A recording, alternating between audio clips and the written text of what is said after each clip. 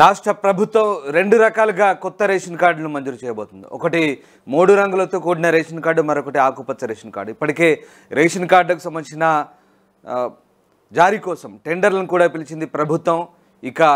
ఇప్పటికే దాదాపుగా 84% మంది కూడా సన్నబియ్యం ఇచ్చామంటూ మంత్రి ఉత్తమ్ కుమార్ రెడ్డి చెప్తున్నారు. దీనికోసం 13 లక్షల కోట్లు ఇప్పటికే వెచ్చించినట్టుగా చెప్తున్నారు. మరోవైపు ఇటు కేంద్రం ఇచ్చే దొడ్డు బియ్యంతో చాలామంది ఆ బియ్యాన్ని వాడలేకపోతున్నారంటూ పక్కదారి పడుతుందంటూ మంత్రి ఉత్తమ్ కుమార్ రెడ్డి చెప్తున్నారు. ఈ నేపథ్యంలో తాజాగా 30 లక్షల మెట్రిక్ టన్నుల సన్న బియ్యాన్ని అయితే నిల్వ కేంద్రాలకు ఇప్పటికే అందుబాటులో ఉంచినట్టుగా చెప్తున్నారు. సో మొత్తం మీద సన్న బియ్యం సప్లై చేయడంతో పాటు కొత్త రేషన్ కార్డుల జారీ ప్రక్రియ కూడా టెండరు పిలిచినట్టుగా ప్రభుత్వం చెప్తుంది. 2 రకాల రేషన్ కార్డులు అయితే ఉండబోతున్నాయి. ఒకటి 3 రంగుల కలర్లో ఉండబోతుంది, అలాగే ఒకటేమో ఆకుపచ్చ కలర్లో ఉండబోతుంది. మా ప్రతినిధి శ్రీశైలం అంతా ఉన్నారు. శ్రీశైలం, రేషన్ కార్డులు జారీకి సంబంధించి టెండర్లు కూడా పిలిచినట్టుగా చెప్తున్నారు. సో ఏ రంగుల్లో ఉంటున్నాయి అసలు, అంటే వీటి డిజైన్ వెనుకున్నటువంటి సూత్రం ఏంటి, అసలు ఏ రకంగా ఏ కాన్సెప్ట్తో వీటిని డిజైన్ చేస్తున్నారు? దారిద్ర్య రేఖకు దిగువన ఉండే వర్గాలు బీపీఎల్ కు 3 రంగుల కార్డులు, ఎగువన ఉండే వారిని ఏపీఎల్ కు ఆకుపచ్చ రంగు కార్డులను ఇస్తామంటూ పౌర సరఫరా శాఖ మంత్రి ఉత్తమ్ కుమార్ రెడ్డి ప్రకటించారు. కార్డుల ముద్రణ కోసం టెండర్లు పిలిచామంటూ త్వరలోనే కొత్త కార్డులు ఇస్తామంటూ తెలిపారు. రాష్ట్రంలో జనాభాలో 84% మందికి సన్నబియ్యం ఇవ్వడం దేశ చరిత్రలోనే గొప్ప కార్యక్రమం అంటూ అన్నారు. కేంద్రం మనిషికి 5 కిలోల దొడ్డు బియ్యం ఇస్తుండగా తాము 6 కిలోల సన్న బియ్యం ఇస్తున్నామంటూ తెలిపారు.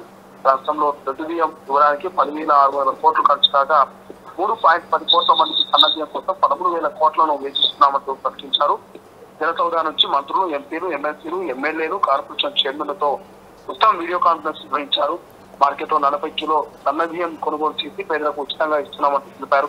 గతంలో ఇచ్చిన బియ్యం 80 నుంచి 90% దాకా పక్కదారి పట్టినట్టు ప్రస్తుతం ఇస్తున్న బియ్యం 100% సద్వినియోగం అవుతున్నట్టు చెప్పారు. గొప్ప కార్యక్రమాన్ని విస్తృతంగా ప్రజల్లోకి తీసుకెళ్లాలని కోరారు. ఇక ఏ రాష్ట్రంలో పండనంత వరి ప్రస్తుతం రాష్ట్రంలో పండుతున్నది. 10 ఏళ్ల బీఆర్ఎస్ హయాంలో ఉమ్మడి ఏపీలో కూడా ఈ స్థాయిలో ఉత్పత్తి రాలేదంటూ ఉత్తమ్ పేర్కొన్నారు.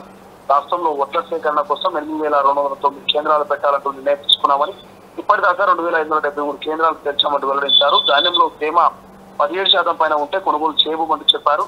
రాష్ట్రంలో ఏడాది సన్నబియ్యం పంపిణీ కోసం 30 లక్షల టన్నుల ధాన్యం సిద్ధంగా ఉంచామంటూ మంత్రి ఉత్తమ్ కుమార్ ప్రకటించారు.